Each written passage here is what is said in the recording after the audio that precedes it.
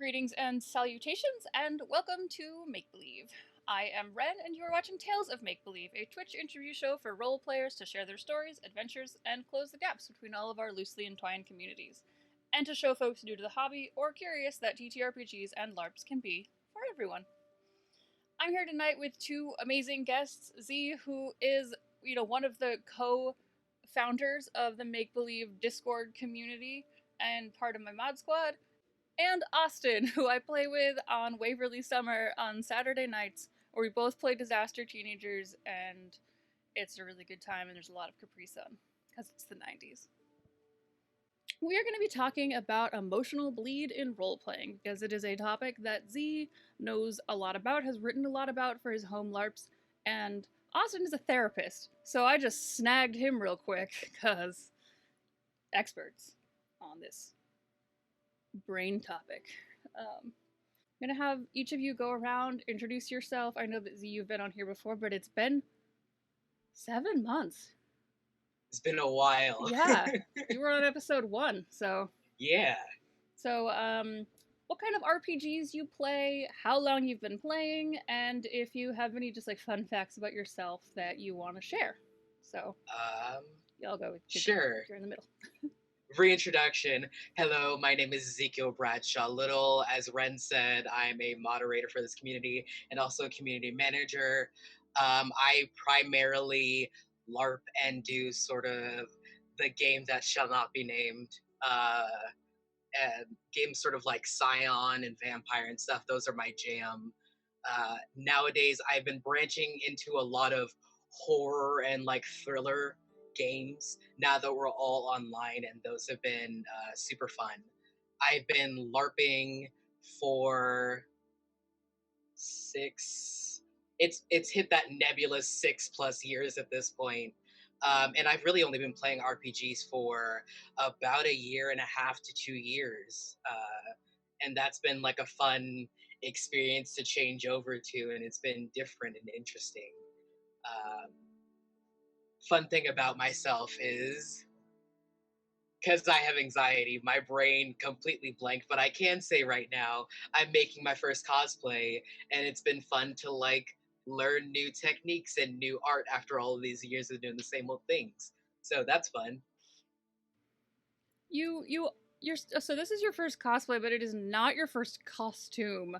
I remember No. I first met you on Twitter because somebody liked one of your photos of doing, I can't say the word, it's Landsneck, I think. Oh, Lands Connect. Lands Connect. I've never seen it heard it pronounced, and somebody liked it, and it showed up on my feed, and I was just like, if I message him and ask him for sewing tips, will he think I'm a weirdo? I'm gonna do it anyway because I'm an extrovert. And I did, and you were so cool, and you sent me all these tips, and it was amazing. And you are such a good seamster, sewer, a crafter, costumer at this point. I don't know. And Austin, I only met about two months ago, give or take that. Maybe it was 3. I don't know. It feels like we've been playing that game for a long time, but yeah. So what kind of what kind of RPGs you play? How long you've been playing, and if you have anything fun about yourself that you want to share? I mostly play fantasy tabletop RPGs, or even like fantasy video game RPGs. Those are like the kinds of stuff I like to do. With like, you got your magic, and you can be a cool dragon dude, and you can like fly, like stuff like that. I usually make flippy elf boy who can do flips. is like my trope characters. Like, what can you do? I can do flips, and I'm an elf. That's pretty much my whole thing. So I've been playing just tabletop RPGs, like also that like at least 6 years for sure. Because I think of like, I did grad school and I like met my partner and I was playing before that, and I've been with them for so longer than 6 years. And I guess if you count like video game RPGs, then like my whole life, my mom was a big gamer, and she's the one that got me into gaming. So like, I've been playing like the most basic like a Legend of Zelda kind of RPG-esque games since I could like play, since I could like hold my head up and play games. That's really awesome. My mom also is the person responsible for getting me into RPGs. Because this is a channel where we are kind of blurring the line between TTRPGs and LARP, live action role playing games. That's why I stopped specifying LARP and started just writing RPGs everywhere. But I generally think I kind of usually mean tabletop or LARPing when I talk about this sort of thing. But it's a blurry line, and I'm happy to open it up to RPGs too. I have definitely cried playing RPGs, so I think it's hard because like video game RPGs have definitely come more video gamey than roleplay. Like they definitely kind of funneled it more into like the RPG mechanic means there's like a skill tree and that's kind of it. But I remember older video game RPGs where I could like actually make my character and feel like it was my story and not just I'm some guy with a sword and I like to do flips, so mine has a flip skill tree. um, a fun fact about me: I started podcasting during pandemic. I did that thing that I feel like it was like a joke for a while. That was like challenge: don't start a podcast during pandemic. I failed. But that's been a lot of fun. I just talked to one of my good buds for an hour and a half, and people like to listen to it. If anyone out there, I'm sorry to do it, but if anyone out there knows, I am trying to find like a Scooby Doo like LARP escape room because that sounds like it'd be amazing, right? I haven't found it, and if it doesn't exist, you heard it here first. We might need to start that. Somebody out there. that's amazing. All right. Considering like the first time I ever went to my home LARP of Twin Mask, February last year, the first thing I got sucked into was a Scooby-Doo chase through town for like 12 hours, and it was amazing. It was straight up nerd Scooby-Doo chase. I've got to put us on task here. That's my one job. I'm very sorry. I know it's a very good idea. We'll talk about it later. Now I just want to spend this hour talking about this idea. We'll workshop it. Okay, we're gonna slide over to my last like icebreaker chat question before we get into the topic at hand. So what are your favorite genres / settings for the games that you play? I would say nowadays, I used to say fantasy as like a generic thing. But nowadays, I really, really enjoy like horror and thriller and really like psychological horror and thriller type stuff. And I really like that because in a welcoming environment, those are incredibly impactful and they're safe to like explore. I enjoy like larger than life fantasy type stuff. Like a lot of like high magic or like high mystical fantasy elements. And I guess I just enjoy like feeling strong because like IRL, especially with the current climate, you can feel not strong most of the time. So it's just cool to feel like in one game, I'm essentially like a fire ninja Batman. And it's just cool to feel like that for a few hours a week. I am not the professional here, but I'm going to posit that a lot of my bleed probably stems from the fact that lately I've been playing mostly male characters, and then I have to snap back to reality. But, so, yeah, getting to feel strong, that's real. Anyway, this isn't about me. We're here to talk about bleed, specifically like emotional type bleed in role playing, which can encompass a lot of things. And so the first thing we're going to do is start with some, definitions and such. So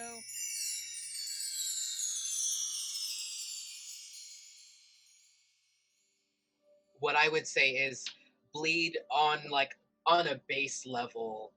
Bleed is just when emotions bleed over from your character or from your character to you, like in any way, shape, or form.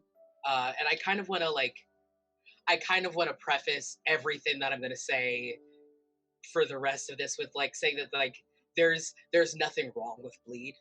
It is just a thing that happens to every single person under the sun who like role plays in any way. There's no way of fundamentally like breaking yourself away from your character, even if they are very different people from you. There's a through point there, and so like bleed's okay, y'all. Like that's something that I want to stress to everyone.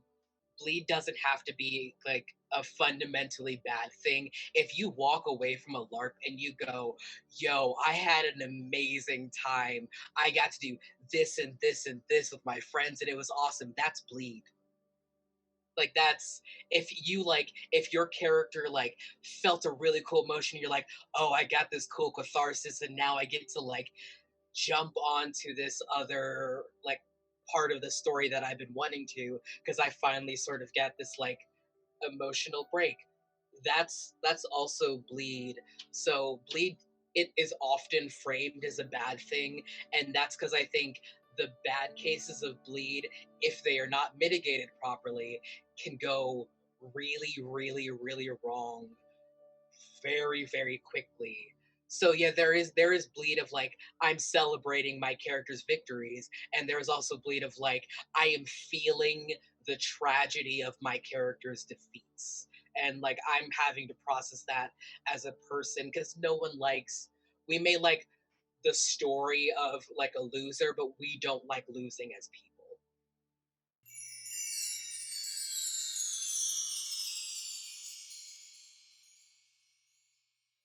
Bleed in is essentially like when you as a player, when your emotional state affects your character.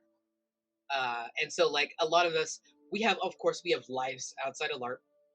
And so if you come into LARP and you're like, oh, something bad this week happened to me before I'm going to LARP, and it affects your character, that's bleed in. Or if something bad happens to your character at a LARP, and you go like, oh, my character broke up with their significant other, and then you come out of LARP and you're like, I'm feeling that like emotional burden now. That's bleed out. Your character is now like affecting you outside the world, or maybe like you got into a political like tizzy with someone, and now you're like, I don't like this character, and now I'm having problems with not liking this player. That's bleed out.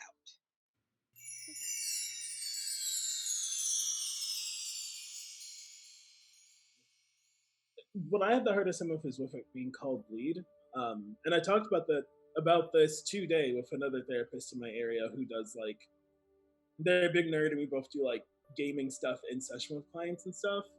Because when you talk about it with like when I talk about it with a client, if we have a session and we do like a short little dungeon or something that I've made that to like get to their like to get to talk about their anxiety or something, and when I like do a psychoeducation piece on bleed, they like I feel like it being called bleed is bad because if we're bleeding, it's usually not a good thing to like be hurt and be bleeding.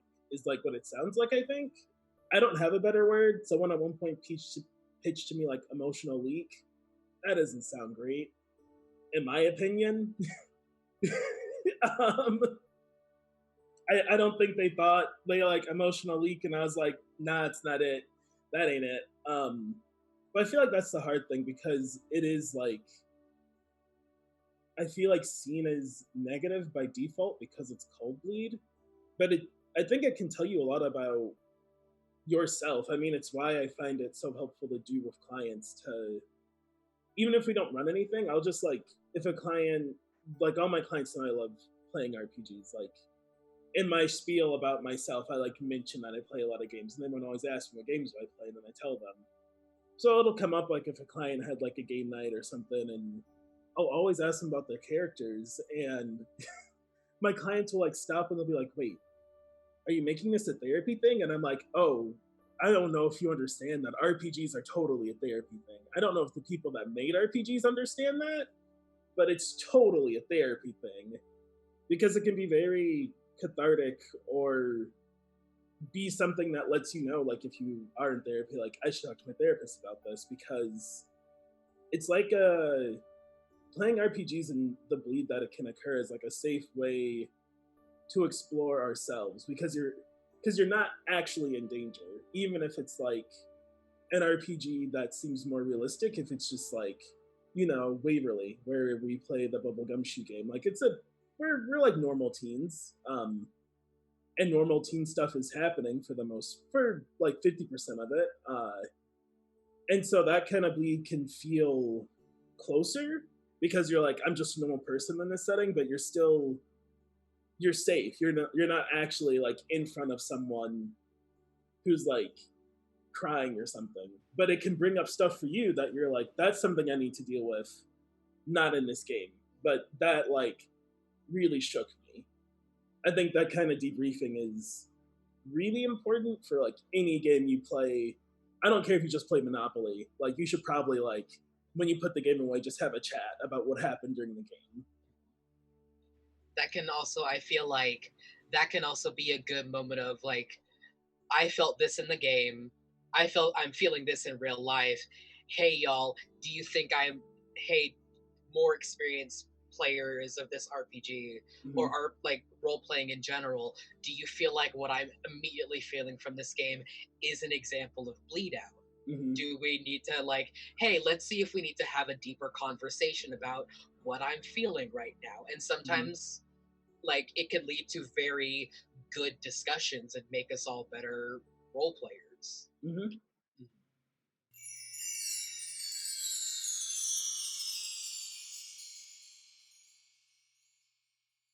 No, what could be some of the therapeutic aspects of LARP or TTRPGs? All of it. Yes. Truly.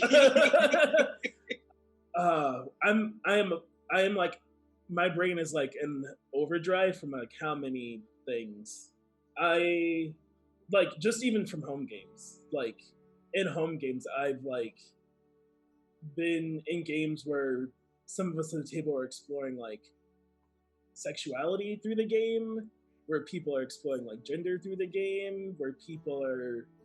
I've played in games where like someone's like, as we were playing through, like we found out that our friend had like lost their best friend early on in life, like something none of us knew because we were all like 20 something. This happened when they were like 8. Um, and like in their backstory, they had like this best friend, but they were still around. And then they, like, as we wrapped up, they like told us about this friend and how it helped them work through it, in this game. And that's just to say, like, therapy's great. I like what I do, but there is a lot of value in just like being with your friends and going through this kind of thing. In games, you don't always have to come see someone like me who like got a degree and a license.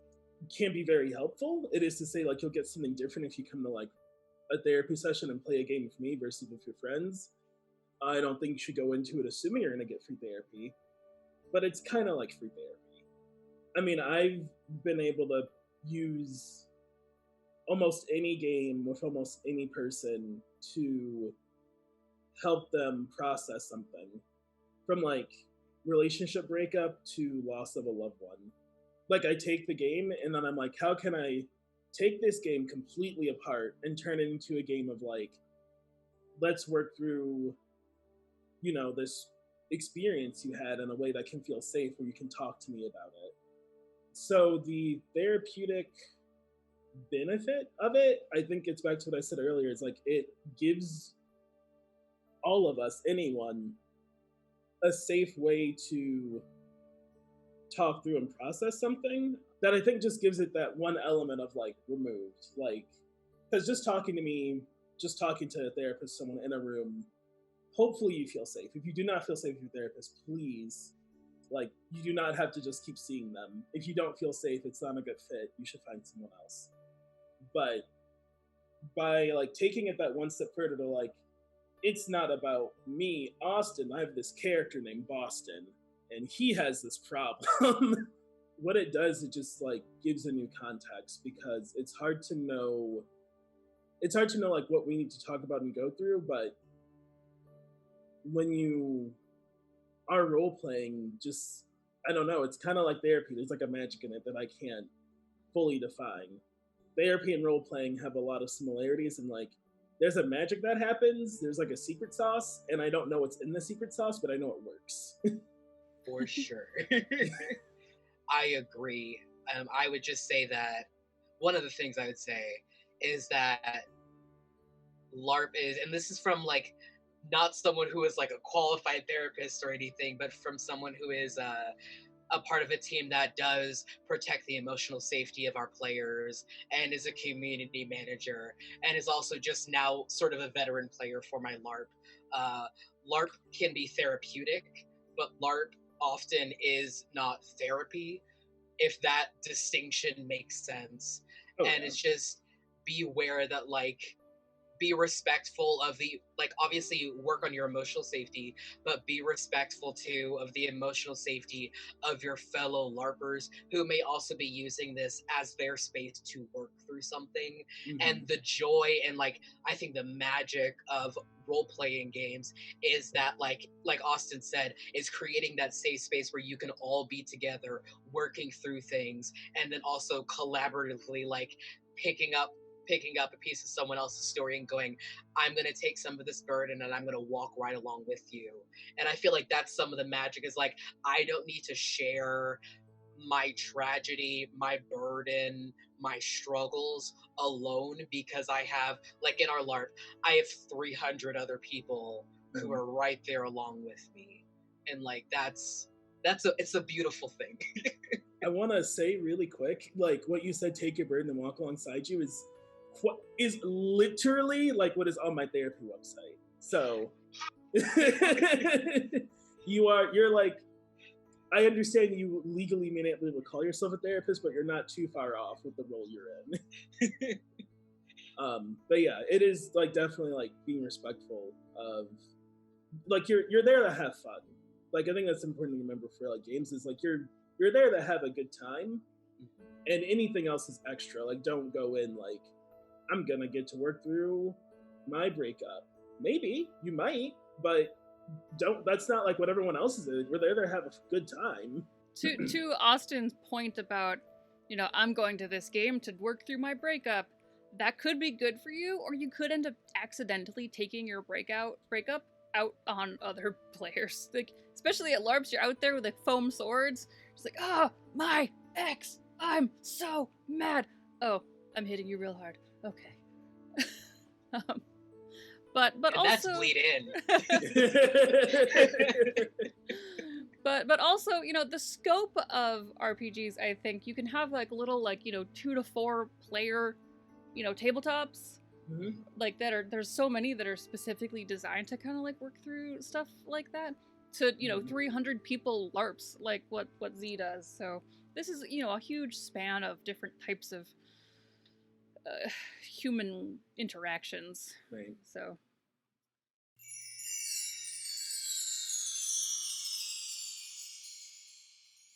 I'm going to toss a question in here that does come from the chat, and I'm only going to ask it because it's from Jordana, and I love Jordana. But she would like to know if you've ever heard of Jornaya Kemper's concept of emancipatory bleed, and if you've ever experienced it, if you know what it is. I have heard of it. It's because I did a far too long and yet not long enough bleed document for my LARP, and I read that like article so many times because I didn't know that was a thing. And so something in Twin Mask that it's a plot point that is being worked on, and it's something that I like purposely did because I, as a Black man within the United States, I never had a chance to have a culture. Like I'm a Black dude from the South, and like I kind of have snippets of a culture, but because of moving around and because of like where my family kind of sits on the socioeconomic scale, I never really got to like connect to a culture. I never got to be a part of that. And so I play a character who is so fundamentally tied by his culture that he doesn't go by his real name. Like he goes by the name, the title his culture gave to him, because that's how it is. That's how important being like an elf is to him. And so something my character like struggled with in his past was he was a slave for the last 250 years of his first life. before you returned and is now back to life in the game space. And so through him being a slave, that obviously like ties on with some stuff in American history. And I kind of did that on purpose because I wanted that freedom of coming back from that point. And now there are people in game who play people from that culture my character came from, and I'm friends with them. So there's already been like check-ins and everything establishing this, but I went like it's important to my character to like throw these hard conversations about slavery and what it means to be a person, and like you're not you but like generations of your family before owning my people. And like my character is now in part of a plot where he is he's helping to free the last of the slaves in this world.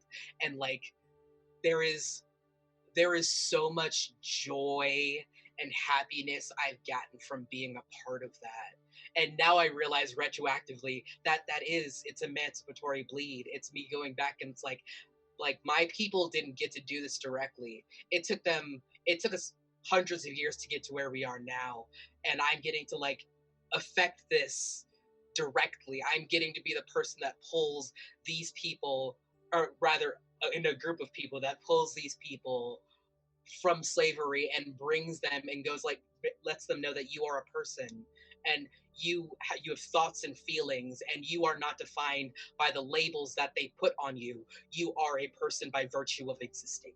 And there's something in that that is like that made me come home and cry, because like it feels like healing. Like it felt like healing. Say It's that a shit. lot. It's a lot, and it's a plot point we're still working through. But it's something that's been slowly phased out of my LARP, and it feels good that like that we're getting to do that.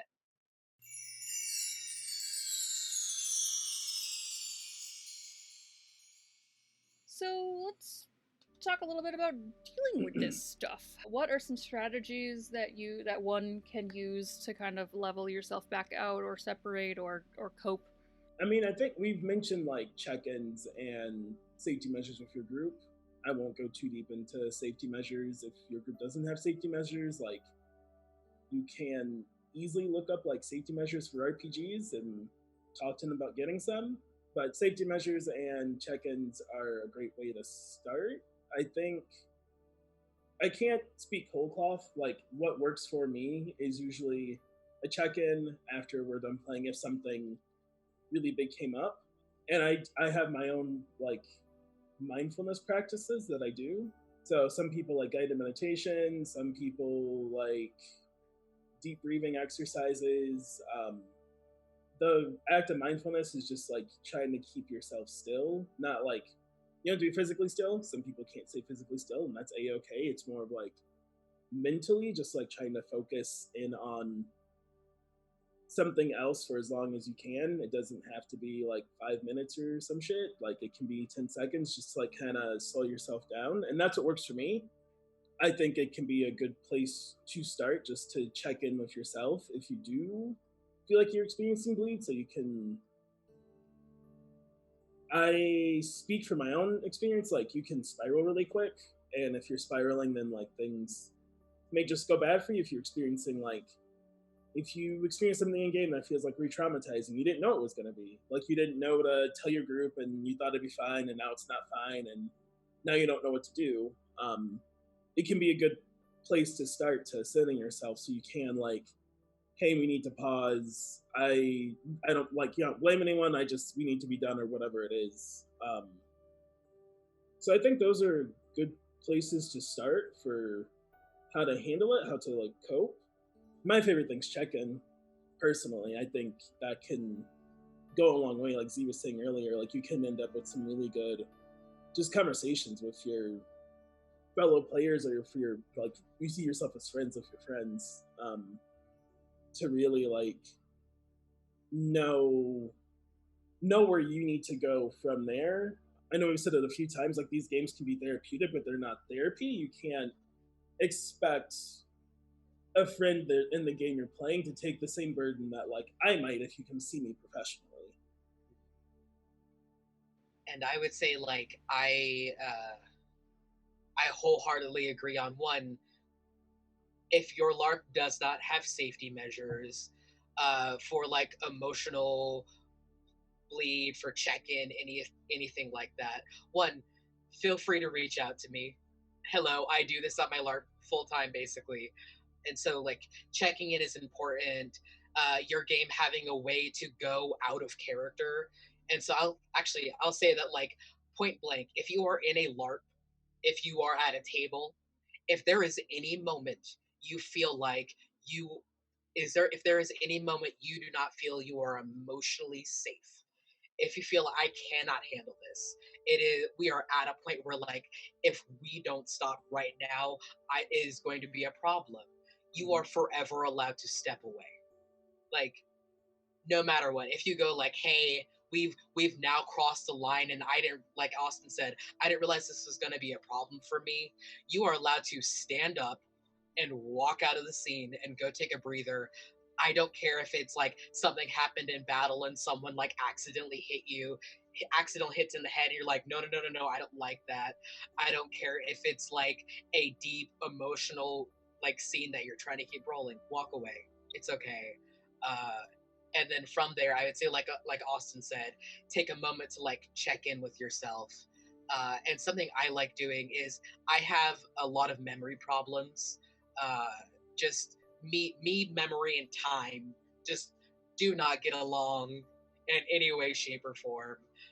And so I have a specific notebook on me in LARP that is like my emotional bleed notebook, and it's just like a tiny black book that is always on me. And so if I had a moment and someone yelled at me about something, and I like and Ezekiel, not my character, Ezekiel feels, oh, I don't like that. I pull myself up to the side.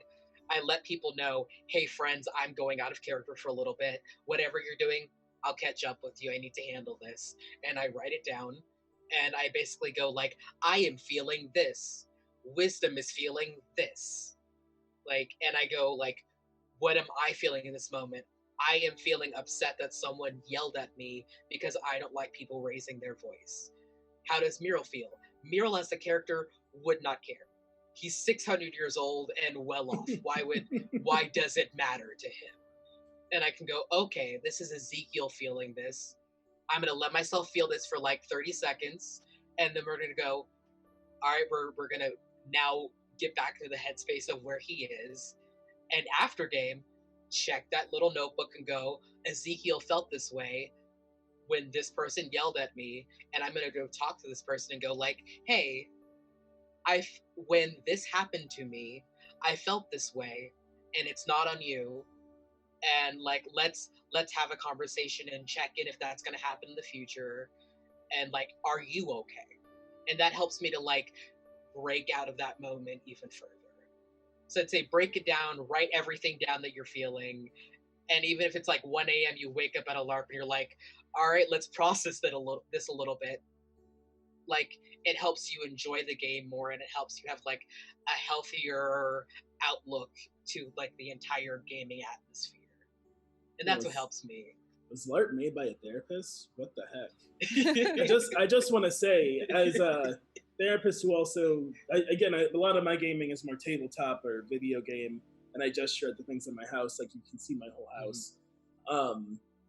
But so I've never done LARPing. But all of that is just like therapy shit. I think it's unique to. It's really like only in the last year and a half has our game really started to implement all of these, because about a year ago our community management team was implemented. We made a full code of conduct, not only for the player base, but then also for the advocates who are like a step above the players, and then also for the staff who are like staff members. These are the things you're expected to do. You're expected to check in with people. You are expected to like behave yourself. And then also we now have a bleed document. And then we have like all of these, like we have our check-in, and then we do thumbs up. You feeling okay? Some will give a thumbs up back. Are you feeling okay? That means, hey, maybe we need to pause on this, or hey, maybe we need to stand aside, or hey, are you feeling okay? No, pause the scene. Hey, are you okay? What's going on? Mm-hmm. And I think it's just because like when you are, I LARP on a full like Renaissance full-time campground. When you are like running for your life at 2 a.m. down a darkened street, being chased by something, that feels very real because the danger is there. And so Mm-hmm. LARPing is like you have to be, in order to do LARPing in a healthier way, I feel Mm-hmm. like you have to be really on top of it, and you have to immediately go like, "Hey, are you okay? Something really intense just happened right then and there," because it can just like tumble. Someone yells at you, and then you're chased by imps at 4 a.m. And then you go to bed. You wake up the next day. You walk into a screaming match political meeting, and like. And that's happened to my character, by the way. Like that piles on top of one Right. itself, and you get to the end of the LARP where you're just like, I feel like death. And Mm-hmm. like that's not healthy. Right. It is just so different because yeah, for like tabletop RPG, for example, because that's when you do with a lot of people, like you like I'll play, and so like my character in my main home game, their last 24 hours have been found out their sister got kidnapped, their dad might be dead.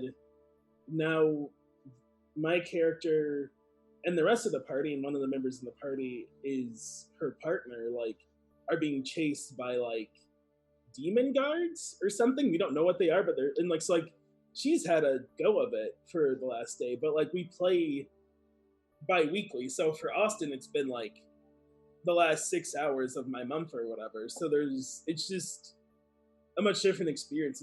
It's more visceral because you're like there. Like your body is like the one doing the running and like the screaming or whatever.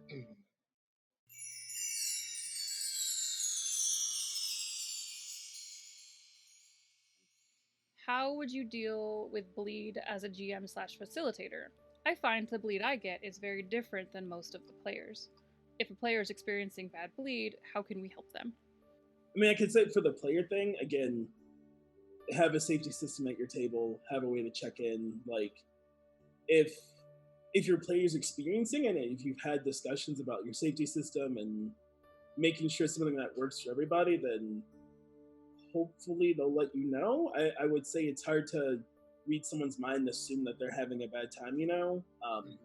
I know I can, before I was introduced to using safety systems, like I would get in my own head about it as a GM, like they seem upset, but are they really, and you know, and then you like wonder, and you keep asking, like, oh, is everyone okay? And everyone's like, we're fine, and you keep stopping the game. So that's why like having a when you're starting the game, like having a session 0 for everybody where you can go over all of that stuff for a whole afternoon, a whole night, whatever it takes you now to find something that works, then hopefully they feel safe like using it with you. If they don't, I mean that's a different conversation to have. Like if they tell you later that they didn't feel like they could use it, then that's a conversation about why. But in terms of the bleed you feel as a GM, that's I guess it's hard. I think that's part of the talking with players thing, like helping them.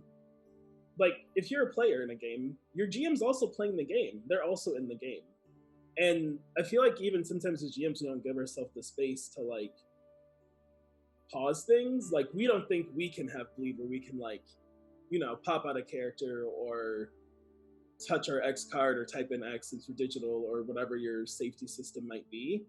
I guess I just want to say one, you totally can. You can totally be like, hey, what your character just said to this NPC that I'm running around with messed me up, so we're gonna have to move on. And I think that's something that's not discussed as much. It's very much like on players or people participating in the game that aren't facilitating the game, realizing like you might be running the game, you're keeping track of mechanics and all that so people can have a good time.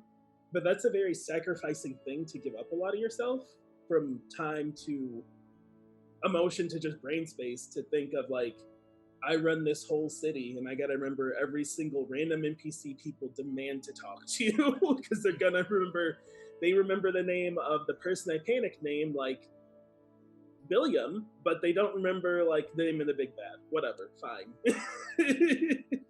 But that's a lot of work you're doing, and I think it's okay to kind of like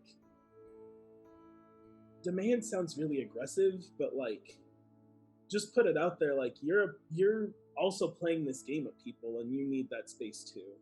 And it's not a bad thing to need that. Like it's not like you're not running the game well. You're just also a human. You're not some robot. You're not a video game computer, right? It's not a video game. Like this is people. Yeah, absolutely. I feel like the only thing that I would really add to your point about how to help facilitate making sure that people will actually use their X cards or use the emotional safety system that you have in place is just make sure that your players know that you're the kind of GM that's not so like married to their own plot and stuff that they're scared to interrupt it. Because like if you get really mad when things interrupt or pause the game in any fashion on the regular, then your players are going to be too scared to get that response out of you because of some emotional thing, and you don't know if the GM's gonna explode. And I've definitely had GMs like that where I was just like, there's no way I'm gonna bring up that I'm uncomfortable because I think you'll yell at me. It'll make it worse. That's very unfortunate. I'm spoiled. I've only had very nice, understanding queer GMs, and so if you have someone like that running your game, maybe don't play it. Honestly. That's why, like, at our LARP, we have a big thing, and everyone kind of hates it because it's long, but it's Listen Up. And one of the things we make sure to do for Listen Up is all of everyone who is a member of the CMS, the Community Management Services group in our game, we go up there, we all stand so that like everyone can see us, and we go through like, hey everyone, you are expected to read the code of conduct, and now it'll be you're expected to read the code of conduct and the bleed management document. This is how you go out of character. Check in with one another, and then also like, hey, if you need to take a step and walk away from a moment, there is no one should ever give you a bad time from it. Like we give our players like, hey, this is the moment you have permission to walk away. Like if you ever need to, there's no one who's going to get mad at you. And I feel like that should really be stressed to players that like your emotional safety, your physical safety matters more than literally anything that is happening in this game ever at all times. And if you ever need help, you can see our faces and you can know that like if you're having a moment, we are here to like pull aside. And while no, we're not therapists, we're players who care and empathize, and we want you to be able to engage with this game in a way that does not harm you. And that needs to be, and I wish that was in like every LARP, because that's important. That's one, like it's how you get people to come back, but it's also how you get people to like form a community that cares about one another, a community that goes like, hey friend, I see you're hurting, let's talk, let's have a video chat, let's check in with one another, let's make sure that like we're connected and that out of character we are okay, because that's the kind of stuff that matters in a game. And I wish more people want to get onto like the question. Sorry, that was a tangent. One, like everyone else said, like your staff members are people. This is something we've had to push with our players into a mask, is that like your staff members are people. They are working basically a second full-time job to facilitate this for you, and they are also then playing NPCs at this game to help facilitate your experience, and you're emoting onto these NPCs and like I'm just gonna say putting your baggage, but I don't mean that in a negative way. My brain is just escaping how to phrase it better. But you're putting some of your character's baggage onto these NPCs, and like you have to be empathetic that they have 100 other players in the span of a few hours, and that's not even putting in the wider game doing that same thing to them. And like it's a collaborative storytelling, and maybe like maybe let's do this in a healthier way, or like check in with your staff members. Like if you yell at an NPC, they could be senior staff. They've been RPing for 20 years. Check in with them. They're also there playing the game just as much as you. Go like, hey, you okay, buddy? Do you want a hug? Are you like, do you want to drink some water? Do we need to talk about this? Because they're just as much in the story as you are. Like they're just as important. Uh, and if you're feeling some way and you go into a scene with someone, like maybe check in with yourself before you like scream at someone else or something, and go like, is this me bringing something to this tense moment that was already there, and like, do I need to not do that, basically? Being a GM can be such emotional whiplash. Like tabletop and LARP. I've been in both situations where like I've been out as one NPC that, you know, X player screams at, vows revenge at, just is so angry at, and then I go back, I change costumes, I come back out as the other character, and that same character is just like, "You're my best friend," and usually it's fine, but sometimes it's just like, like emotional whiplash is really all I can say about that. Is just, uh, um, but my brother runs a LARP in Massachusetts, and he did something about a year into the game which I thought was really useful for that. The point you just made about dumping things on staff. He made one of the staffers just like a dedicated, constant NPC that was always the same character. It's basically our therapist slash information board. She just goes out as this character, talks to all of us, makes sure that we're all getting involved in plot. If we need a shoulder to cry on, if we need somebody to ask like a rules question on the side, if we, you know, because we can't go over to staff center and ask questions, but we'll like ask her a question and she can like take it back to them and figure things out. And I think that has been very useful, and I think fixed a lot of stuff in terms of dumping on random staffer, because you never know if he's in the middle of, in 5 minutes I need to go change to get ready for this other fight. So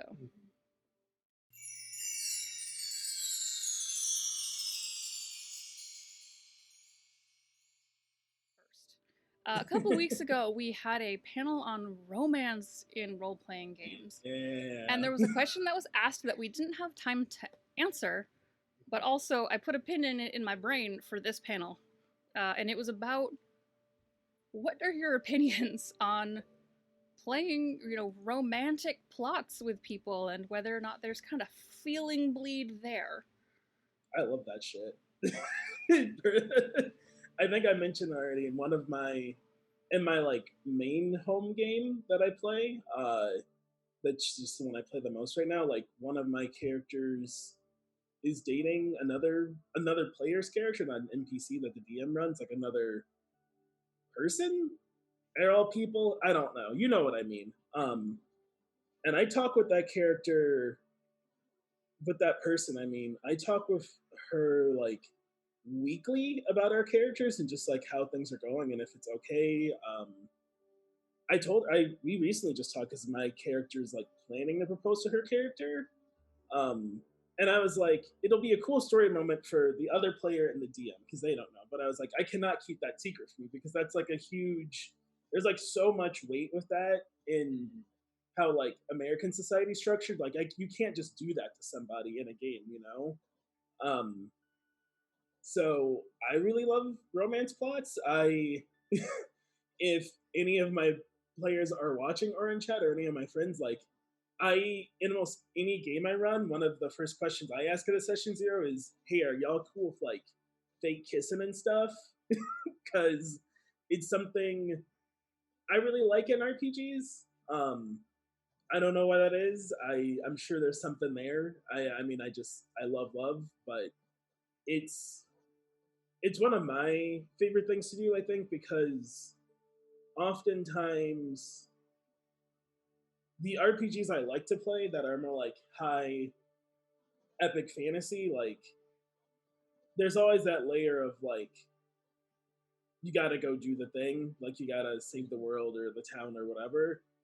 So those romance plots can just give like, it's like an area to go that's like safer for me in the game. That's like, let's just do, I want to have this scene with the other player character that I date where we go on like a date and we just like do a date scene for 20 minutes that's like mellow. I don't know what to order off the menu, just like something like that, you know? So I definitely think there can be bleed there. I definitely have had like but like, does my character have a crush or do I have a crush? Do I have a crush on the person or do I have a crush on the player? I've never been Dude. there. I've never been there. Never, ever.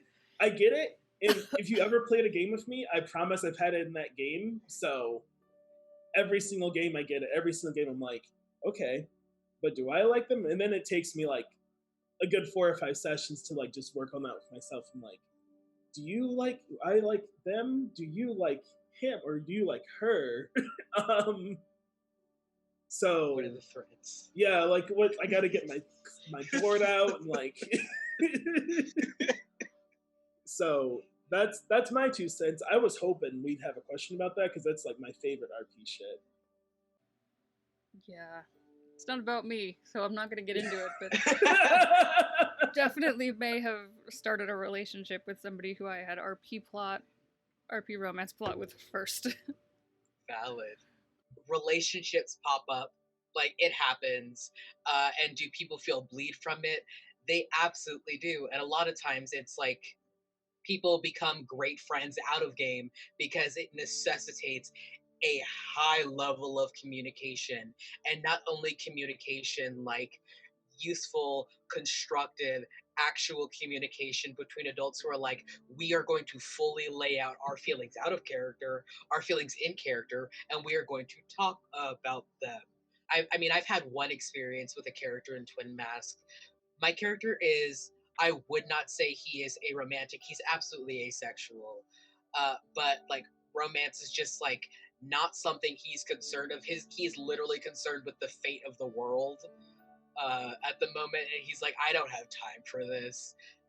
But there is absolutely a character who he's like, this is the person I love.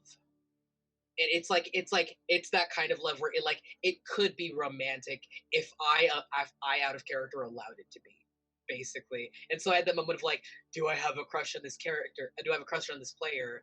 And it just turned out like, no, my character would literally do anything this character wants. My character loves this character with all of his heart, and he supports them in everything that they do.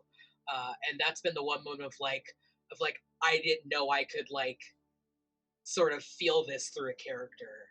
That like deep unconditional love that's kind of all consuming because it's not like a central part of who the character is.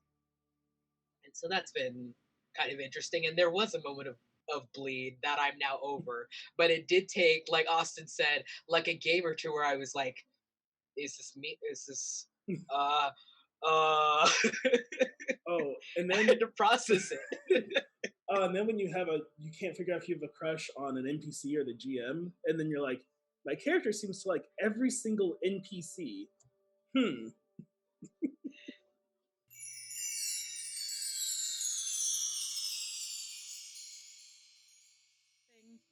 But sometimes after game, even if it was a really happy session, my mood will just drop post game, which I know happens in TTRPGs and at LARPs, especially for me.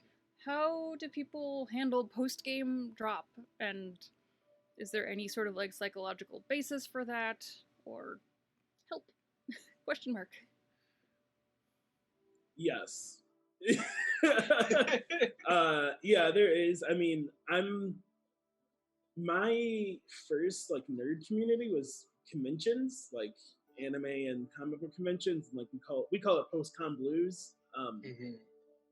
But there's absolutely like something to say with hanging out, being around ostensibly probably some of your favorite people. I mean, in some way grow to love.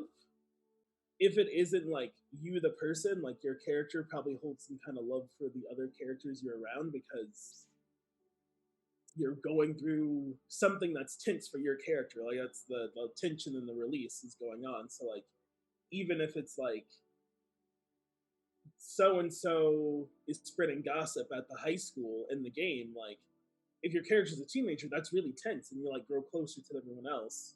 So being around that kind of energy and then leaving it, especially I think in this state the world's in, where a lot of us might be gaming mostly online during a pandemic, we're not seeing people face to face, and if we are seeing them, it's not the same most likely. Like there's a lot of new safety measures in place to see people. It can feel like a big like disconnect, like they're gone. And I think with gaming, it's not just like the person's gone, but it's also like I don't know. You're for me, my characters become people to me, and I think about like what they would do in their day to day. And like when I stop playing, like I know they're a part of me, but like it's like they get frozen. They're like in stasis, running from the guards, or they're in stasis, like getting in their car to drive away from the bad guy. And I don't know what's going to happen to them, and I feel like this like anxiety until I get to go back and like talk to them, like tell me what happened to you. And I know we keep saying it, but checking in is a really good way to deal with it. It really is. Like, it can, I know, especially if you're newer to gaming, like, it can feel weird to talk to, like, your gaming group when you're not playing. Like, I had that when I was new. But it's really okay. I've headcanoned, like, whole games I've been in with people just because you can keep that connection going and you get a little bit of that like a little bit of that good serotonin like you're playing the game even though you're not really playing. So yeah, just check in, keep talking to your buds. They're your like you're playing games, your buds now. I don't know if you knew that. You're my best friend now.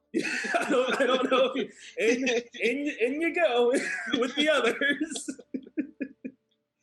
Here's our Discord. There's 400 people. Yep. Me and my 400 best friends. Get in here. Like I would absolutely agree with like all of that. One, like we've stressed at this entire thing. Yeah, checking in is just like it is the best thing ever. I have become a way better communicator through role playing because I've had to be very honest with myself on how I feel, how my character feels, and then if I hurt someone else, which happens because we're all people, we all take missteps. It just happens, and I've had to learn to like accept critique from people. And when someone goes like, "Hey, something you did hurt me," I've had to go like, "This isn't about me. Let's have this conversation. I am sorry that I hurt you. Let's move on from there." One thing we do is we LARP for a full weekend from 8 p.m.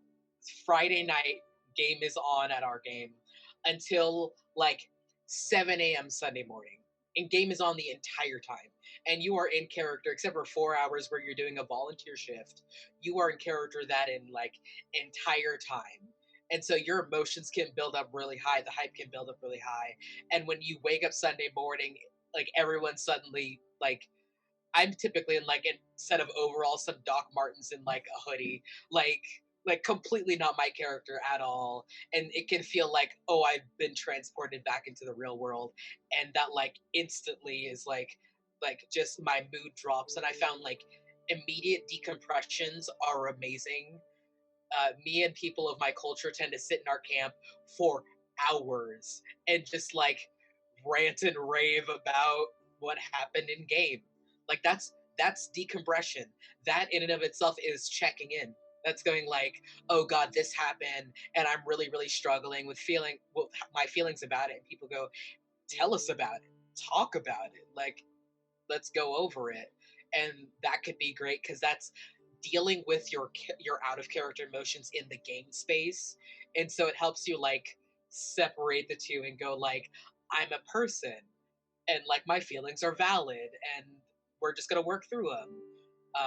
And so that's great. Then there's always after LARPs and stuff when we are able to get together in person. There's afters.